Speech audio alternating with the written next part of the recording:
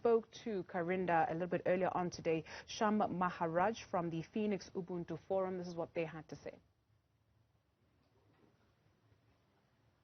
Indeed. While the Commission has been hearing testimonies of residents thus far from the Phoenix and Inanda areas, essentially about the Phoenix Massacre, we saw this unfold during the July Unrest. The first resident to give testimony was Shah Maharaj from the Phoenix Ubuntu Forum, and he was speaking relatively about how criminal elements overtook Phoenix. Now, we understand, like you mentioned, 36 people died in Phoenix.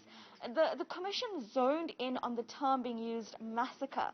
Maharaj has still refrained to use the term massacre, saying that these 36 deaths were killings because there's still a lack of information about how, when and where the deaths occurred.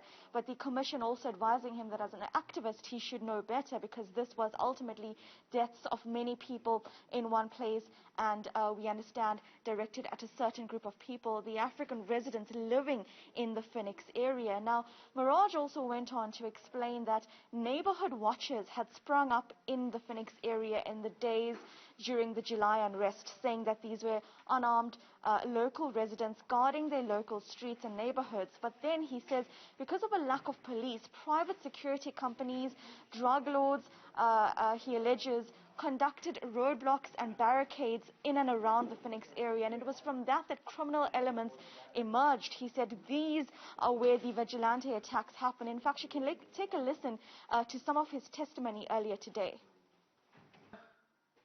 In some areas, it is true, and we acknowledge that there were roadblocks set up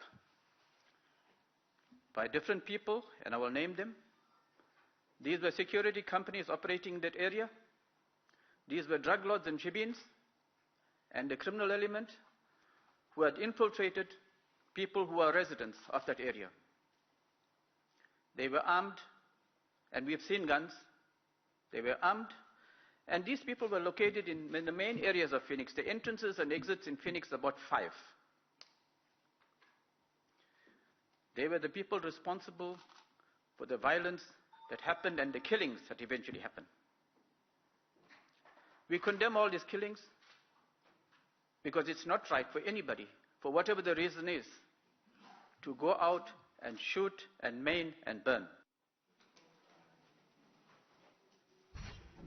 That was Shah Maharaj giving testimony here, essentially a resident of Indian descent coming to the fore, speaking about what happened in Phoenix.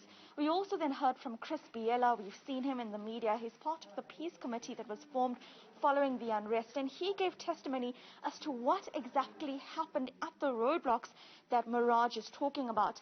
Biela says that he himself was a target of these racially motivated attacks, describing harrowing incidents where he was referred to by racist words, his car smashed into at a roadblock on the evening of Monday, 12th of July. Take a listen to his story. On my way approaching that fire where I'm seeing the 2 cars, they were left turn and right turn. Yes. So I took a turn before I reached the cars. Now, you said you were also stopped. Yes. By a group of persons you refer to as the Indians. Yes. And they searched you. Yes. How did they search you?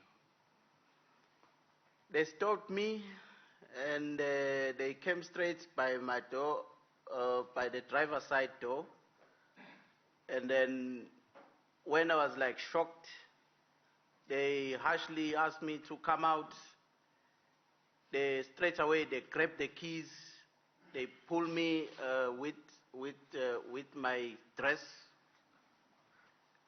with my jacket, and I was out. And then they start opening the doors. They looking under the seats. They open the boots. On that search, they banging the car with the hands, with the bed sticks. Then, as I said, one of them, I think he knows me, I don't know him. He said, I know this guy, let's let him go. That is how I escaped. So, Karinda, just give us a sense of where to from here, what's happening at the moment. Indeed. Well, the commission hearings are continuing. It will continue for the rest of the day and the rest of the week, actually. But what is interesting is that at the end of Chris Biela's statement, we're just hearing about the racism that has existed in this community between members of the African community, members of the Indian community, and how this was exacerbated during this period of the July unrest. More residents expected to testify, and ultimately the Human Rights Commission is trying to understand the level of the alleged human rights violations that occurred and what would be the way forward.